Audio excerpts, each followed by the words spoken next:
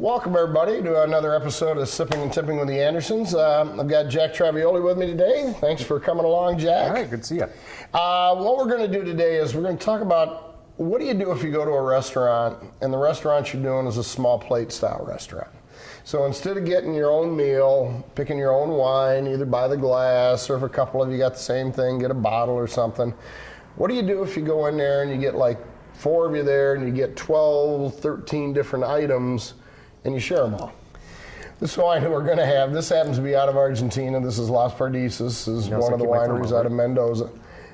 And in the case of this, we picked something that wasn't real dry, but also not real sweet either. Right. Look at that. Well, that's pretty good. We didn't have a shoot all over today. That's no fun. I have to clean it up.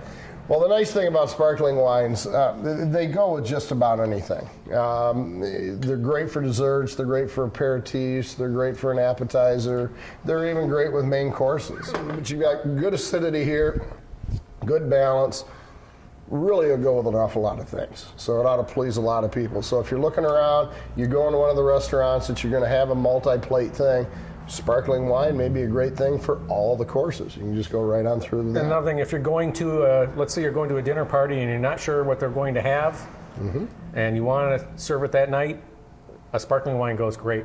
That's always a great gift.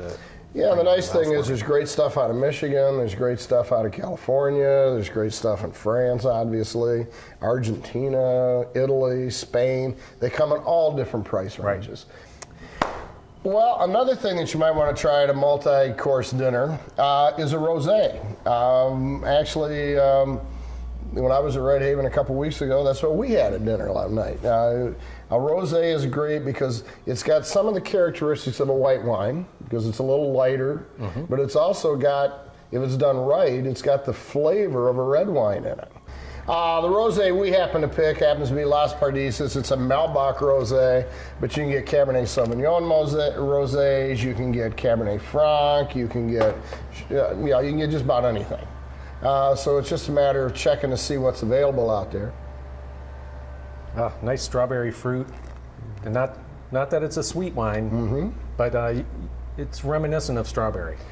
Well, the other one that I think goes along quite well, a lot of people are, we try to get you to a rosé, we try to get you to a sparkler, but if you're a red wine drinker and you're just not going to give up on this thing, then we got to find a red wine that you can have with a variety of courses, like a fish course or something like that.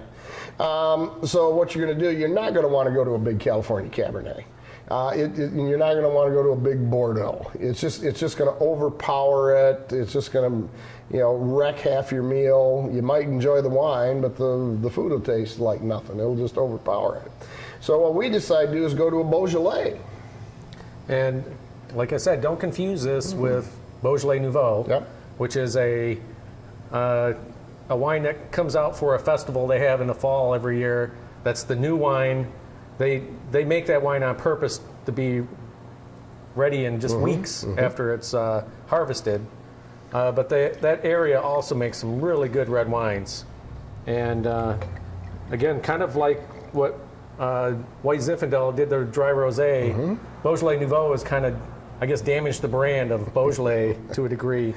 But even if you're repelled by Beaujolais Nouveau, you should definitely give a good Beaujolais wine a try. And it's got good body, good structure, but the nice thing about it for what we're doing with it, it's got light enough in structure that you can have it with fish, you can have it with meats, it's big enough for that. I think it's a great wine. And it's a crowd pleaser too. If you like red wine at all, how could you not like this? Yeah, I mean, this is not Nouveau. Don't think it's Nouveau. It's not sweet, but it's got this good tannins, good dryness to it. It actually does have some grip to it. It's got some good structure. The Cru Beaujolais are not real common. You got to kind of look around for them a little bit. But when you do find them, they give you a good body and good structure. Well, I want to thank you an awful lot for allowing us into your house again. And Jack, I want to thank you for coming along with us again on the trip. And thanks for the information. Always a pleasure. Have a good day, everybody.